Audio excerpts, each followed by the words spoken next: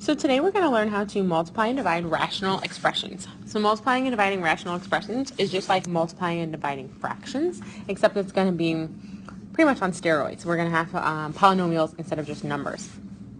So we have to first understand what makes a polynomial undefined, and that's when you have a variable in your denominator, which would then allow you to have a value that would make your denominator equal to 0. So just think about domain. When you have that fraction, when you have that variable in the denominator, your denominator cannot equal 0. So we're going to be ending up solving these. So we want to start thinking about what that domain is, what's going to make them undefined. The way that you multiply is you factor first. So like I said, they're going to be on steroids. We're going to have polynomials. We're not just going to have numbers. Then you're going to multiply. And by multiply, I mean you're really just going to squish everything together. You're not actually going to FOIL the monomials or the binomials back together. Then you'll divide out any common factors that you have, one on top and one on bottom. So let's go ahead and take a look at some of these examples. The first couple here, you can't factor. Both of these you can't factor because they're monomials. Okay, so that's why we're not factoring. And so since they're just monomials, we will actually multiply them together. There's lots of different ways that you can do this, but I'm just going to go ahead and multiply straight across on top like you would with fractions. So multiply all my numbers on top, which is just a 20. When we multiply variables, we add our exponents, and I'll have x to the 8th. And then in the denominator, 15 times 2 is going to be 30, and x times x to the 4th will be x to the 5th. So now I can go ahead and simplify this fraction. The 20 over 30 is going to cancel out, and that's going to simplify down to be 2/3. And then x to the 8th over x to the 5th. Remember that we're subtracting. When you have variables, you subtract the exponents, so 8 minus 5 means that we have x cubed. So you'll have 2x cubed over 3, or you could also write that as 2/3 x cubed. They both mean the same thing.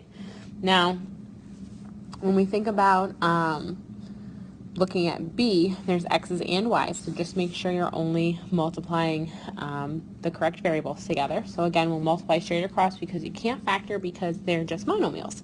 So 3 times 10 is going to be 30. X to the 5th times x cubed will become x to the 8th because we're adding those. Y cubed and y to the 4th becomes y to the 7th. Again, we're adding. In the denominator, we have 2 times 9, which is 18. X cubed and x squared, which would be x to the 5th.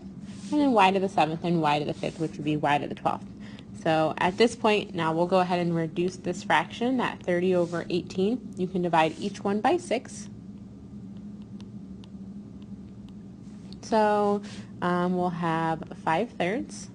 And then x to the 8th over x to the 5th becomes x cubed on top. And then y to the 7th over y to the 12th actually becomes y to the 5th on the bottom. So remember those properties of exponents. We have more y's in the denominator. We have 5 more y's down there. So here would be my final answer. All right, so we're looking at our first example where now we have trinomials and binomials. So our first step is to factor. So we have to factor every single piece that can be factored. If you look at this polynomial here, we have 4 pieces. We have 2 in the first fraction, the top and the bottom, and 2 in the second fraction. So I'm going to go ahead and factor this, x squared minus x minus 2. So that's going to factor into x minus 2, x plus 1. So I like to go ahead and just write that, cross it out, and write that right on top. And then in the denominator, I'm going to have x plus 5 and x minus 1. Don't forget about GCFs. So this 5x plus 25 is going to factor out to be 5 times x plus 5. And then we cannot do anything with that x minus 2.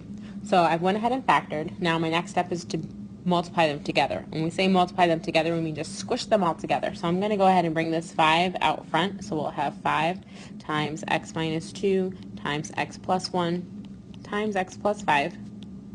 And that's all going to be over x plus 5, x minus 1, and the x minus 2. We'll go ahead and put that in parentheses because it's a group together. So step number 2 tells us to squish everything together, which we just did. Step number 3 now tells us that we're going to divide out common factors. So in order for factors to be the same, they have to be on top and bottom and identical. So we're talking signs, numbers, variables, everything in an identical match. So you can see we have 2 matches here. We have the x minus 2's on top and bottom that will cancel out, and we also have the x plus 5's on top and bottom to cancel out. X plus 1 and x minus 1 are totally different, so we'll leave those alone. So my answer here will be 5 times x plus 1 all over x minus 1. You can't simplify these ones here because the the plus 1 is attached to the x and the minus 1 is attached to the x. Same thing, you can't simplify those x's either. There's no reason to redistribute that 5 back in, so I'll leave our answer just like that. Alright, so now this one we'll go ahead and factor again. So finding those numbers that multiply to be negative 36 and add up to be 5. We're going to have x plus 9 and x minus 4. Hopefully you're real good at factoring. In the denominator here, we can go ahead and pull out a GCF of an x. So now we'll have a 7 minus x. And then over here, numbers that multiply to be positive 28 and add up to be negative 11, we'll think about that as x minus 7 and x minus 4. And then because this is not a fraction, I'm going to go ahead and put that over 1 just so that I can really clearly see what's on top and what's on bottom. We're only multiplying the things together on top. We're only multiplying the things together on the bottom. So on the top, I'm now going to have x plus 9, x minus 4, x minus 7, and then I have x minus 4 again. So you could write it again, or we can change this x minus 4 into an x minus 4 squared.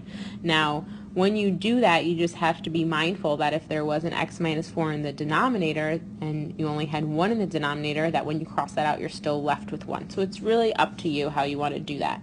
And then in the bottom, we have x and 7 minus x.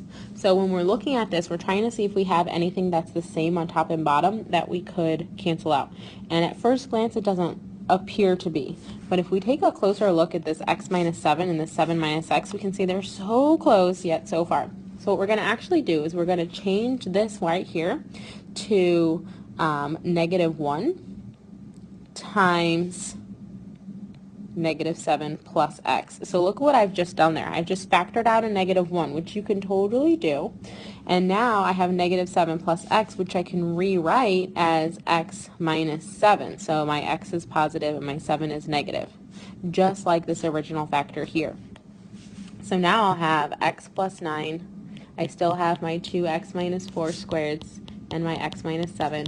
And in the denominator now I have this negative 1 that's going out front. So negative x and x minus 7. So what I've just done there is I've created the opportunity to cross out those x minus 7s. So I can have a final answer of x plus 9 times x minus 4 squared divided by negative x. You can go ahead and move that negative on top if you want. You can leave it down there. That's fine. What you're not going to do is you're not going to FOIL that numerator.